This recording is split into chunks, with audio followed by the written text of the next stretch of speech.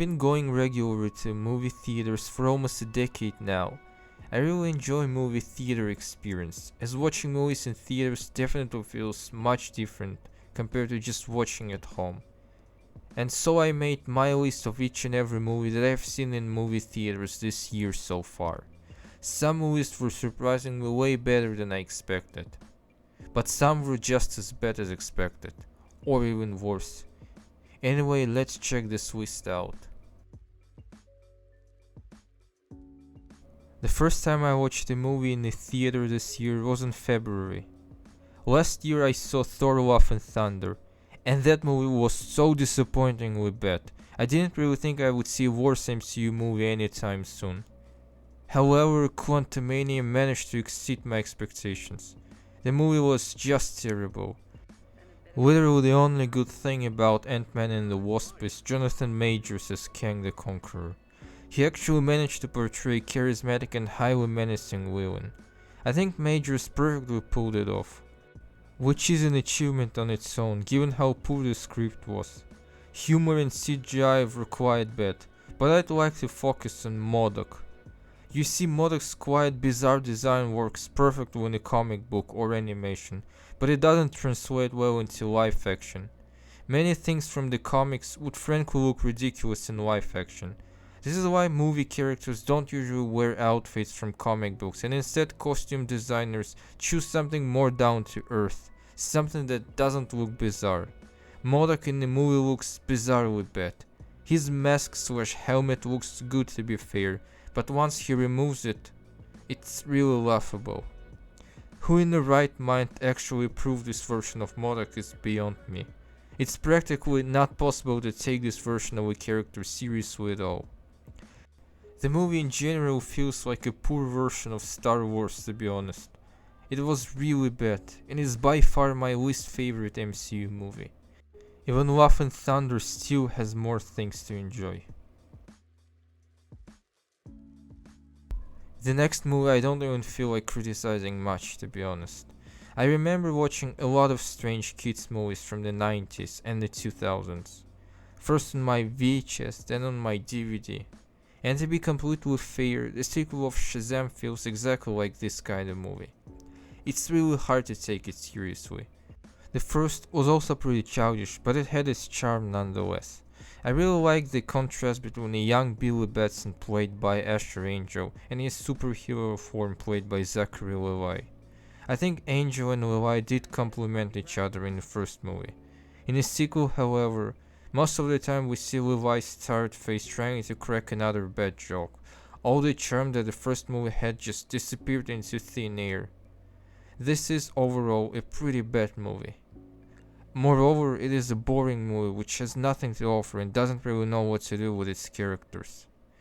Maybe it would have been better if it was a Shazam vs. Black Adam kind of movie. I don't know. At least that would have been entertaining, I think, but Rock insisted that his character should face Superman and not Shazam. I guess none of this stuff is happening now. The movie's biggest strength is truly imaginative and creative action. One action scene closer to the end, which was shot from above, was truly fantastic. Realism was never a part of this franchise, but it was sacrificed in exchange for great choreography and cinematography. So that's a fair exchange, I guess.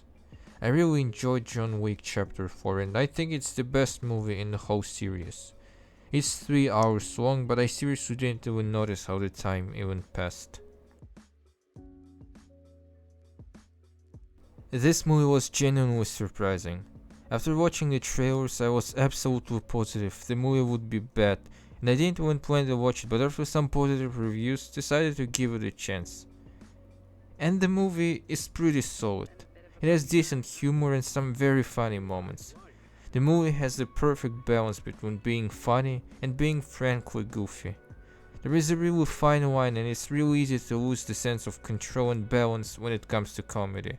Movies like Thor: Love and Thunder prove this point. Comedy is a hard thing to pull off properly. I would compare Dungeons and Dragons to Guardians of the Galaxy. It has similar summer feel-good vibes, even though it's not a summer movie. The final act was the weakest part of the movie, to be honest. Chris Pine remains being very likable no matter what kind of character he portrays and how poorly the script is written. He was in some pretty bad movies in recent years. Perfectly knowing it was Illumination production, I was preparing myself for the worst. The actual movie isn't bad, but not really good either. Super Mario Bros. Certainly has its moments where the movie shines. I really enjoyed the Mario Kart section. Jack Black and Anya Taylor-Joy were really good too. My biggest problem has got to be that this movie isn't really friendly to people who didn't play Mario games, or aren't familiar much with the characters and setting. I never played a single game, but I know a lot about Mario and its lore, so I felt comfortable enough. Mario Bros. Is a big box office surprise, and this is probably the most remarkable thing about this film. It is still the highest grossing movie of this year, but not for long, I think. Makoto Shinkai has become one of the best anime directors of recent years, with a solid record of great animated movies. I'm not the biggest fan of Your Name, though I must acknowledge that this is a fantastic movie with fantastic quality of animation. I liked Shinkai's next movie, Weathering with You, way better. It was the first time I watched an anime movie on a big screen. Suzume was amazing too. I love how emotional Shinkai's stories are. They are very emotional on a very human level. His movies are always about simple human feelings and attachments, even if they might feature some really big grandiose supernatural things.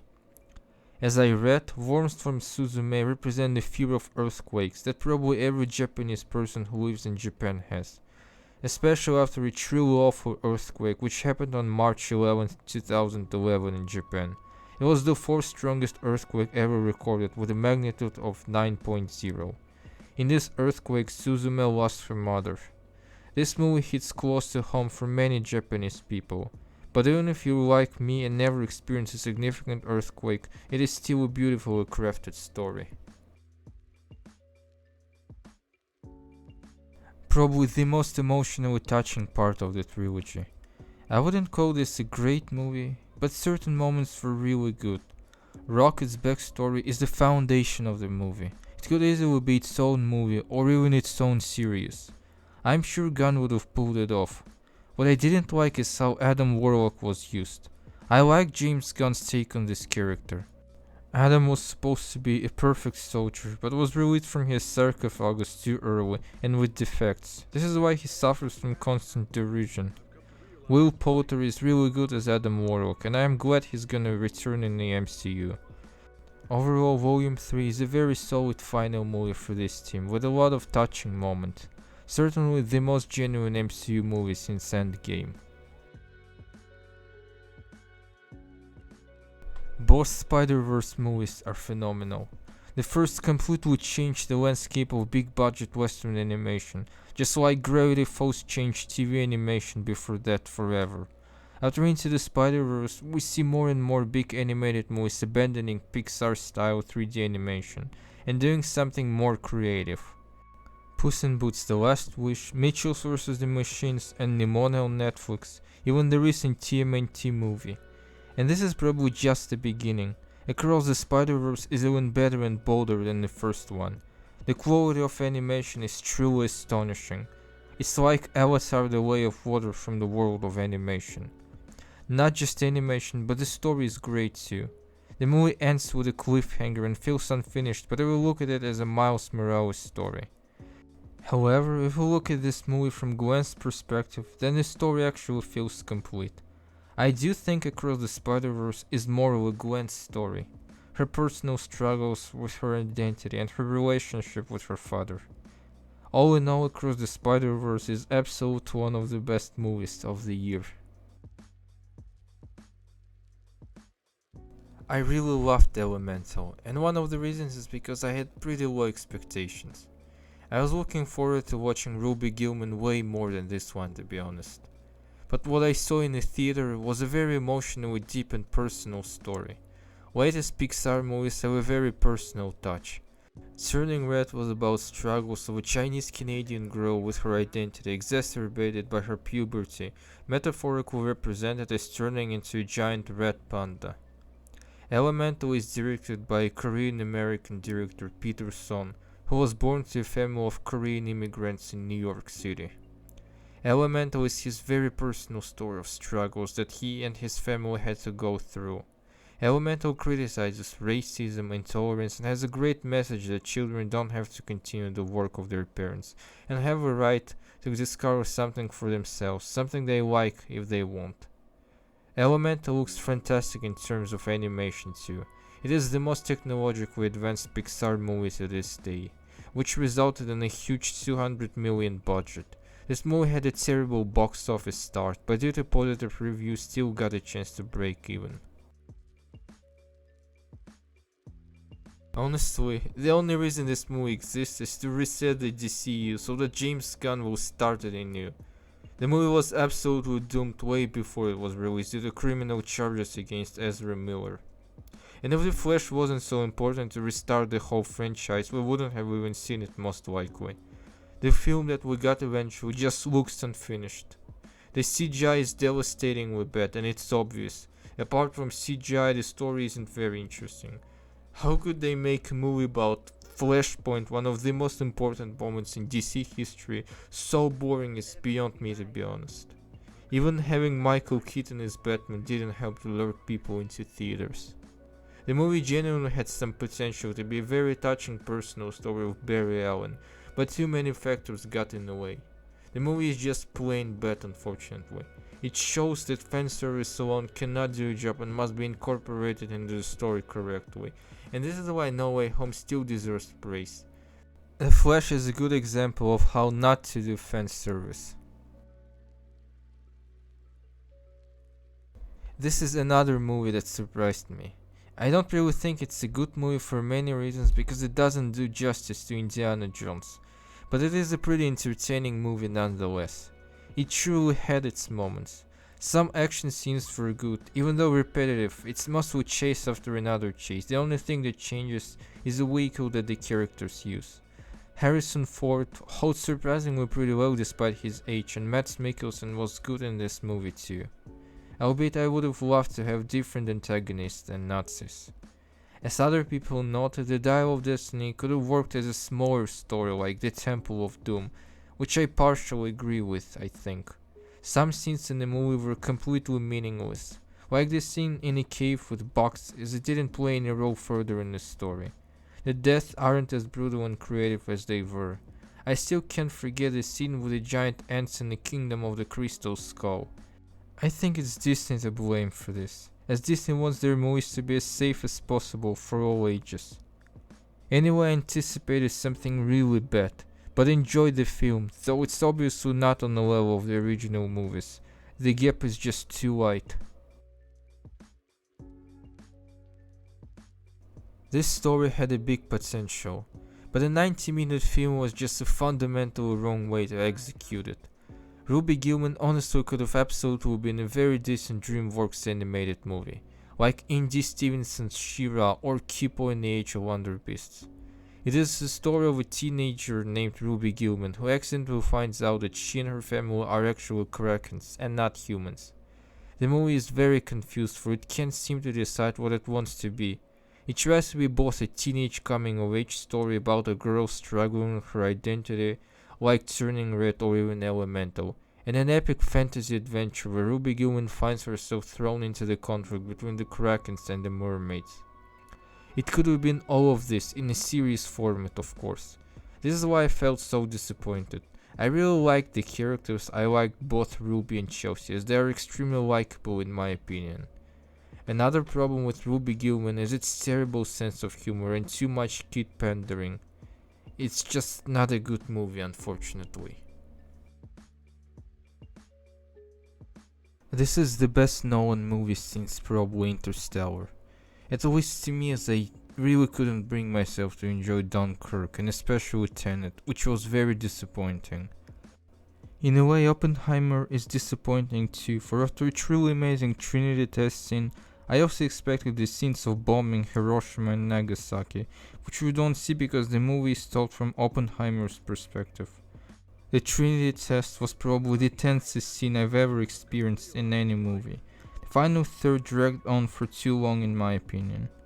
Overall, Oppenheimer is a really good movie, which only Christopher Nolan could film because no other director would have been allowed to shoot a 3-hour long biopic movie with a $100 million budget. It's certainly worth watching in IMAX to fully experience the movie. It looks great. The only issue is a strange sound mix, just like in Tenet. It is a weird antique of Nolan's movies and should go because it makes understanding what characters say unnecessarily harder than it should be. The next day after Oppenheimer, I saw Greta Gerwig's Barbie. And let me tell you, despite being so bizarre on paper, Greta once again managed to create another extremely emotional and important movie centered around the female experience. Barbie talks about problems with women's rights and the social climate of our patriarchal society. And it is really good that the movie had very positive reception. Barbie crossed over $1 billion already, which made Greta Gerwig the third female director in history, with a movie that grossed over $1 billion and the first solo female director, because both Frozen and Captain Marvel were co-directed with a male director. The movie just feels like a very important point in mainstream cinema. This is the first true mainstream feminist movie, but that's not the only reason for this movie being so good. Barbie is an amazing movie on so many levels. Great performances by Margot Robbie and especially by Ryan Gosling, as well as great music. Not flawless, but definitely a very good movie. The last movie I've seen so far was the newest TMNT animated movie. The animation in this movie is really amazing. Some fight scenes are really jaw-dropping. The story is simple, but it works. Humor works too. I was honestly flabbergasted when I heard the He-Man version of What's Up by 4 Non-Blondes. Did not expect this, but it worked surprisingly well. I wish everyone in my theater understood this joke, but it seemed like I was the only one. This is a pretty cool movie from the action to the way characters behave. I really enjoyed April O'Neil's new character design and her problems with anxiety and fear of the camera. Felt very relatable. This movie is not a masterpiece like SpiderVerse, but a very solid piece of animation nonetheless, which I personally had a lot of fun with. So this is precisely everything that I watched in theaters this year so far. Share your opinions about these movies, and stay on this channel for more videos like this.